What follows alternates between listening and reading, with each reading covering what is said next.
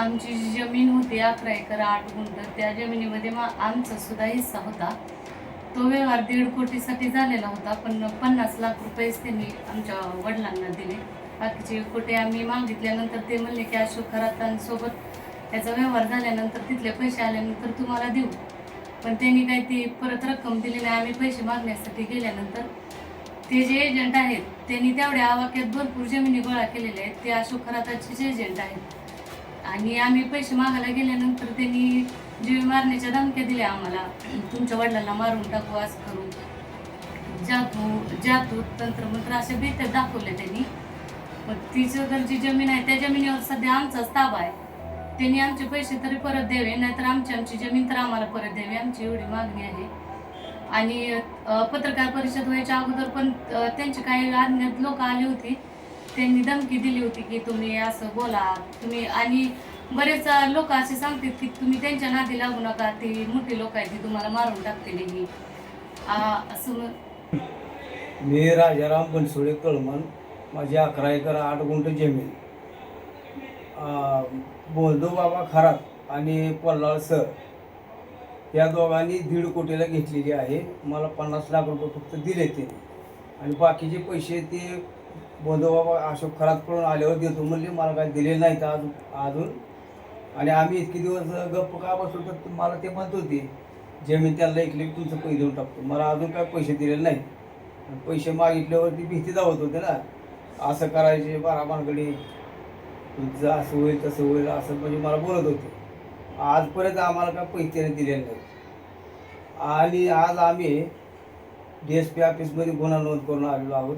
आमच्या पैशाची मागणी केली. अगर आमची जमीन आम्हाला परत मिळावी, नाहीतर आमचे पैसे तर परत द्यावे, एवढी माझी विनंती आहे.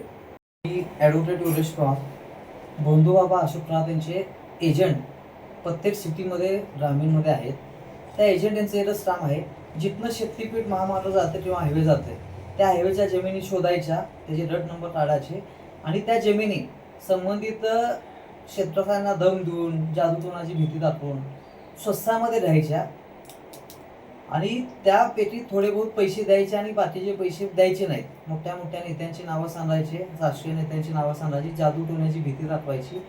तसाच एक प्रकार सध्या आमचे जे बक्षराजे आहेत बनसोडे काका यांच्या बाबतीत असंच झालं. त्यांची जी जमीन होती त्या जमिनीचा 1.5 कोटीमध्ये व्यवहार होऊन सुद्धा त्यांना फक्त त्याच्यापैकी 50 लाख रुपये द्यायचे, अजून 1 कोटी ते द्यायचे.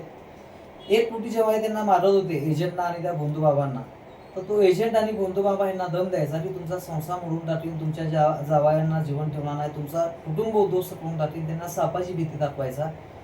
तसंच हे भीती दाखवून सुद्धा त्यांचे पैसे ते देत नव्हते.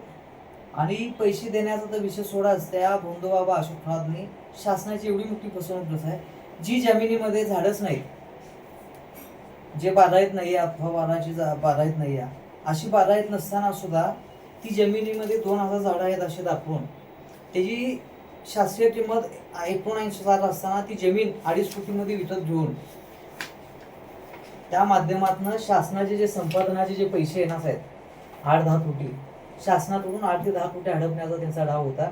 तसंच बोंधूबाबाचा जो 2 कोटीचा जो विषय, जे 2 नंबरचे ट्रॅश आहे ते 2 नंबर ट्रॅश 1 नंबर करण्यासाठी असे एजंट जे 20-25 जे शास्त्रीय किंमत आहे त्याच्यापेक्षा थोडं जास्त भावाने जमीन विकत घ्यायची, त्याचे संपादनाचे पैसे घ्यायचे आणि 2 नंबर पैसा 1 नंबर ट्रास हे मोठे यांचं सिंडिकेट आहे.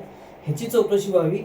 ईडीमध्ये जी गुन्हा नोंद आहे त्या ईडीमध्ये ह्या 2.5 कोटीचा जो व्यवहार आहे त्याची चौकशी व्हावी आणि आमचे जे बनसोडे काका आहेत त्यांचे 1 कोटी वापस द्यावे. तसंच ह्याच्यामध्ये मोठं सिंडिकेट आहे, हे सिंडिकेट ओपन व्हावं आणि जो एजंट आहे बोंधूबाबाचा त्या एजंटचा धंदाच हे आहे, शक्तीपीठ आणि हायवे जिथून जात आहे त्या हायवेच्या साईडच्या आणि शक्तीपीठच्या साईडच्या आसपासच्या जमिनी बोंधूबाबाच्या नावाने घेऊन द्यायच्या. आणि ह्याच्या पाठीमागं राष्ट्रीय नेत्याचं स्वातंत्र्य मॅडम यांचा किंवा अन्य काही नेत्यांचा हात आहे. त्याच्याशिवाय बोंधूबाबा किंवा त्यांच्या एजंटना ह्या जमिनी कोणत्या जमिनी हायवेमध्ये जातात हे समजू शकत नाही. तर ह्याची चौकशी व्हावी. सार्वजनिक बांधकाम विभागाच्या माध्यमातून जे संपादन होत आहे त्या संपादनाच्या माध्यमातून बोंधूबाबा किंवा त्याच्या एजंटचे ज्यांच्या जमिनी या संपादनाच्या गटाच्या आसपास आहेत त्याची चौकशी व्हावी, शासन जमा व्हावेत किंवा संबंधित क्षेत्रांच्या नावे वापस द्याव्यात. आणि आत्ता आम्ही SP ऑफिसमध्ये जाऊन बंधू बाबा अशोक विषयी आम्ही गुन्हा नोंदवण्यासाठी आम्ही निवेदन देऊन असोय. त्याच्यामध्ये गुन्हा नोंदवावा ही आमची अपेक्षा आहे. तसंच SITच्या माध्यमातून सुद्धा ह्या विषयाची चौकशी व्हावी आणि आमचे जे बनसोडे काका आहेत, बनसोडे कुटुंब आहेत, त्यांना न्याय भेटावा आणि त्यांची त्रुटी वापस भेटावेत, अन्यथा त्यांची जमीन त्यांच्या नावे करण्यात यावी ही आमची मागणी आहे.